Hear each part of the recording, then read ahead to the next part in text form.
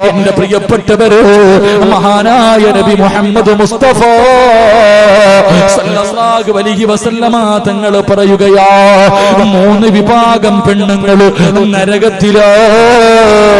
അല്ലാഹു ശപിച്ച 3 വിഭാഗം പെണ്ണുങ്ങളുണ്ട്. അവരെ അല്ലാഹു ശപിച്ചവരാണ്, അല്ലാഹു ശപിച്ചവരാണ്. ഇന്നത്തെ യുവതലമുറ കേൾക്കേണ്ടതാണ്. അല്ലാഹുവിന്റെ റസൂൽ പറഞ്ഞു, 3 വിഭാഗം പെണ്ണുങ്ങളെ അല്ലാഹു ശപിച്ചിട്ടുണ്ടെന്ന് നബി മുഹമ്മദ് മുസ്തഫ. വീട്ടിൽ പോയിട്ട് നോക്ക്, നിന്റെ ഭാര്യ, നിന്റെ പെങ്ങന്മാര്, നിന്റെ പെമ്മക്കള് അല്ലാഹു ശപിച്ച ഒരെണ്ണം നിന്റെ വീട്ടിലുണ്ടോ? നിനക്ക് സമാധാനം അല്ലാഹു തരൂല.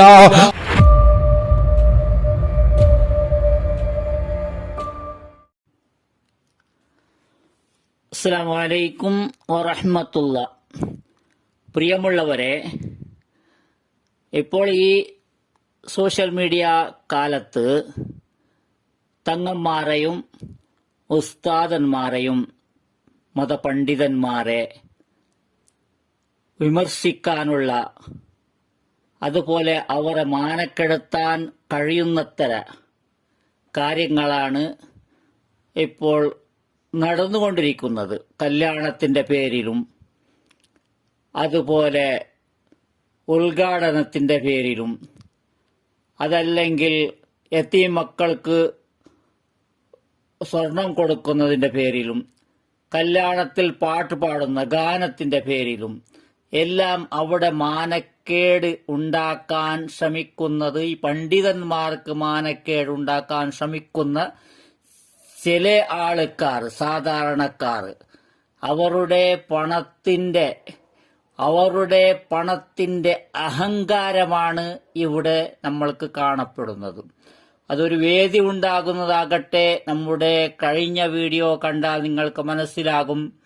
ഒരു വേദി ഉണ്ടാക്കി എന്നെങ്കിലും ഒരു കാര്യമുണ്ടാക്കുമ്പോൾ അവിടെ ആരെയെല്ലാം ക്ഷണിക്കണം, ആരുടെ അടുത്ത് ഇരുത്തണമെന്നും ഒരു ബോധവുമില്ലാതെ അവിടെ നമ്മുടെ ബഹുമാനപ്പെട്ട സമസ്തയുടെ നേതാവായ ജിഫ്രി തങ്ങളുടെ അടുത്ത് നൂറെ ഹബീബെ എന്ന് പറയുന്ന ഹാമിദ് ആറ്റക്കോയ, അദ്ദേഹം സോഷ്യൽ മീഡിയയിൽ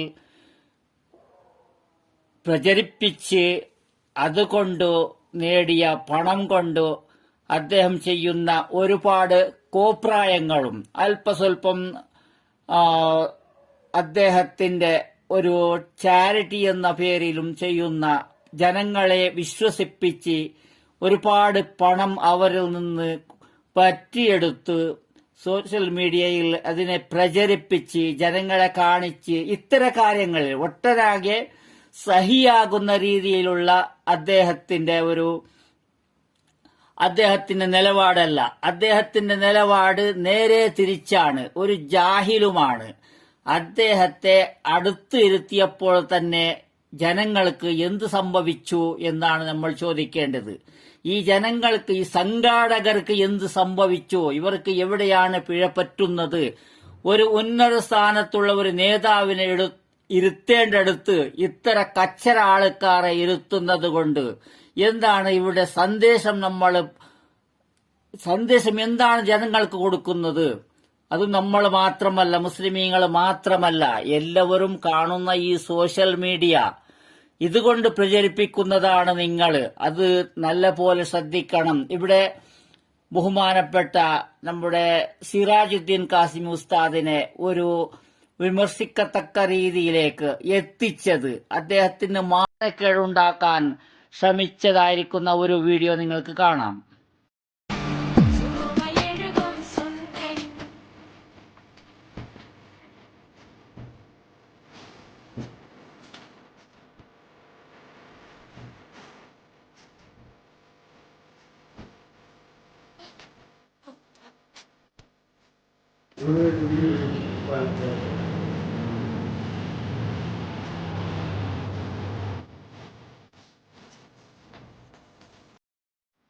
ബഹുമാനമുള്ളവരെ, ഏതായാലും ഇത് ബഹുമാനപ്പെട്ട സിറാജുദ്ദീൻ കാസിമി ഉസ്താദിന് സിറാജുദ്ദീൻ കാസിം ഉസ്താദിന് ഇത് പറഞ്ഞ കാര്യമല്ല. അദ്ദേഹം അറിഞ്ഞിട്ട് പോലും ഉണ്ടാവുകയില്ല. ഇത്തരക്കാര്യം ഒരു യതീം കുട്ടിയെ കെട്ടിക്കാൻ വേണ്ടി സ്വർണം കൊടുക്കുന്നതായിരിക്കാം. ഏതാണെങ്കിലും അവിടെ അത്ര പുരുഷന്മാർ ചേരി ഒന്നിച്ച് നിന്ന് അതിന്റെ നേതൃത്വം ഉസ്താദിന് കൊടുത്ത് ആ ഉസ്താദിന്റെ കൈ കൊണ്ട് ആ സ്ത്രീക്ക് ആ പെൺകുട്ടിക്ക് കൊടുക്കുന്ന ആ സ്വർണം, അത് ആ സ്വർണം കൊടുക്കട്ടെ, എന്ത് വേണമെങ്കിലും കൊടുക്കട്ടെ, അതിന്റെ രീതി ഇതാണോ? അതാണ് ഇവിടെ നമ്മൾ പറഞ്ഞു പോകുന്നത്. ആലിമീങ്ങളെ കുറ്റപ്പെടുത്താൻ വേണ്ടി ശ്രമിക്കുന്ന കുറ്റപ്പെടുത്തുന്നവർ കുറ്റപ്പെടുത്തിക്കൊണ്ടേയിരിക്കും. ഇത്തരം കാര്യങ്ങൾ അവരിൽ നിന്ന് തെറ്റ് സംഭവിക്കാതെ കുറ്റപ്പെടുത്തുന്ന കാര്യമാണ്. ഇത് സംഘാടകരുടെ അവരുടെ ഒരു തോന്നിയാസമാണ്, അവരുടെ ഒരു വീക്ക്നെസ് ആണത്. അവരുടെ പണത്തിനെ കാണിക്കാൻ വേണ്ടി നമ്മൾ കൊടുക്കുന്ന ഉസ്താദിന് നേതൃത്വത്തിൽ ദാനം ചെയ്യുന്നു എന്ന് കൊടുക്കാൻ, നമ്മൾ ചാരിറ്റി ചെയ്യുന്നു എന്ന് പറയാൻ, നമ്മൾ വല്ലാത്ത ഒരു സംഘടകരെന്ന് കാണിക്കാൻ വേണ്ടി ഉസ്താദന്മാരെയും തങ്ങന്മാരെയും യൂസ് ചെയ്യുന്ന കാലത്ത് നല്ല പോലെ ഉസ്താദന്മാർ അവിടെ ശ്രദ്ധിക്കേണ്ടത്, ഈ തങ്ങന്മാരാണെങ്കിലും ഏതൊരു വ്യക്തിയാണെങ്കിലും ഉന്നത സ്ഥാനത്ത് അവിടെ വേദിയിലേക്ക് ഇരിക്കാൻ വിളിക്കുകയാണെങ്കിൽ ഒരു ചീഫ് ഗസ്റ്റ് ആകട്ടെ, അതല്ല ആ സദസ്സിന്റെ ആ വേദിയിൽ അദ്ദേഹം അധ്യക്ഷനാകട്ടെ, അതല്ലെങ്കിൽ പ്രമുഖനായ പ്രഭാഷകനാകട്ടെ, ആരാണെങ്കിലും അവർ സംഘടിപ്പിച്ച് നിങ്ങളെ ആഹ്വാനം ചെയ്യുമ്പോൾ അത് നിങ്ങൾ അന്നത്തെ കാര്യം എന്തെല്ലാമുണ്ട്, ആരെല്ലാം വേദിയിൽ ഇരിക്കാനുണ്ട് എന്ന് പോലും അവിടുത്തെ കാര്യം നടക്കാനുള്ള കാര്യം എന്താണെന്ന് അന്വേഷിച്ചതിന്റെ ശേഷമാണ് നിങ്ങൾ അതിന് ഓക്കെ പറയേണ്ടത്. അതാണ് ചെയ്യേണ്ടത്. നിങ്ങൾക്ക് കിട്ടുന്ന ഒരു 500-ന്റെ ഒരു 500 നോട്ടുകളായിരിക്കാം. അതിനുവേണ്ടി ഇവർ സംഘടിപ്പിച്ച ഈ കാര്യത്തിന് തള്ളി പറഞ്ഞാൽ എനിക്കത് കിട്ടുകയില്ല, നഷ്ടപ്പെടുമെന്ന് കരുതിയാൽ നിങ്ങൾ ഉറപ്പായും വിമർശിക്കപ്പെടും. ഇത്തരം കാര്യങ്ങൾക്ക് നിങ്ങൾക്ക് വിമർശിക്കപ്പെടും, കുറ്റം ഏൽക്കേണ്ടി വരും. അതാണ് നിങ്ങളുടെ ഈ വീഡിയോയിലുള്ള താഴെയുള്ള സിറാജുദ്ദീൻ കാസിമി ഉള്ള ആ വീഡിയോയുടെ താഴെ കാണുന്ന കമന്റുകളാണ് അതിന് ഉദാഹരണം. അതാണ് നമ്മളിവിടെ പറയുന്നത്. നല്ല പോലെ പണ്ഡിതന്മാർ ശ്രദ്ധിക്കണം. ആര് വേണമെങ്കിലും സംഘടിപ്പിക്കട്ടെ. വേദിയിലേക്ക് കയറുന്നതിന്റെ മുമ്പ് നിങ്ങളെ ആഹ്വാനിക്കുന്ന സന്ദർഭത്തിൽ തന്നെ അന്നത്തെ ദിവസം നിങ്ങൾ ആ വേദിയിലേക്ക് പോകുന്ന സന്ദർഭത്തിൽ എന്താണ് അവിടുത്തെ കാര്യങ്ങൾ, ആരെല്ലാം അവിടെ ഗസ്റ്റുകളായി വരും, ആരെല്ലാം സംസാരിക്കാനുണ്ടെന്ന് അറിഞ്ഞു വേണം. നിങ്ങളുടെ അഭിമാനത്തിന് കോട്ടം തട്ടാനുള്ള അവസ്ഥ ഉണ്ടാവുകയാണെങ്കിൽ അത്തരം കാര്യങ്ങളെ നിങ്ങൾ തിരസ്കരിക്കുക. അത്തരം കാര്യങ്ങളെ അത് അനാവശ്യമാണെന്ന് കരുതി അവരെ തിരുത്താൻ ശ്രമിക്കുക, അതല്ലെങ്കിൽ അവിടത്തേക്ക് പോകാതിരിക്കുക. ഇത്രയാണ് എനിക്ക് പറയാനുള്ളത്.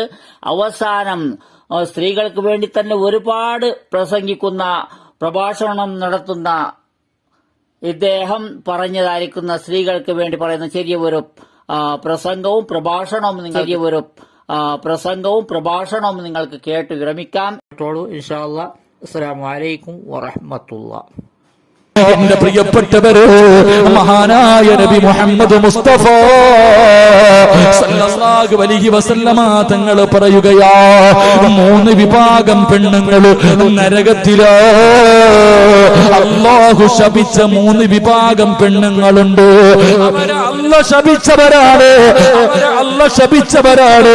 ഇന്നത്തെ യുവതലമുറ കേൾക്കേണ്ടതാണ്. അല്ലാഹുവിന്റെ റസൂല് പറഞ്ഞു, 3 വിഭാഗം പെണ്ണുങ്ങളെ അല്ലാഹു ശപിച്ചിട്ടുണ്ടെന്ന് നബി മുഹമ്മദ് മുസ്തഫ. വീട്ടിൽ പോയിട്ട് നോക്ക്, നിന്റെ ഭാര്യ, നിന്റെ പെങ്ങന്മാര്, നിന്റെ പെമ്മക്കള് അല്ലാഹു ശപിച്ച ഒരെണ്ണം നിന്റെ വീട്ടിലുണ്ടോ? നിനക്ക് സമാധാനം അല്ലാഹു തരൂല. അല്ലാഹു ശപിച്ചവനായി ഇബ്ലീസ് ഇന്നും അലഞ്ഞു തിരിഞ്ഞു നടക്കുകയാ. അതുകൊണ്ട് അല്ലാഹുവിന്റെ ശാപം കിട്ടിയ പെണ്ണുങ്ങൾ നിന്റെ വീട്ടിലുണ്ടോ? മുത്തുനബിയോട് സഹാബികൾ അവിടെന്ന് ചോദിച്ചു, നബിയേ, യാ റസൂലല്ലാഹ്, ആരാണ് നബിയേ അല്ലാഹു ശപിച്ചവരാരാ? വനിസാഉഹും മസ്തൂറാ, യതബറജന തബറുജൽ ജാഹിലിയത്തൽ ഊലാ. ഭൂമിയിലെ ദുരന്തമുണ്ടാകാനുള്ള നാലാമത്തെ കാര്യം എന്തെന്നറിയോ? ഇന്നത്തെ പെണ്ണുങ്ങളുടെ ജീവിതം കണ്ടാൽ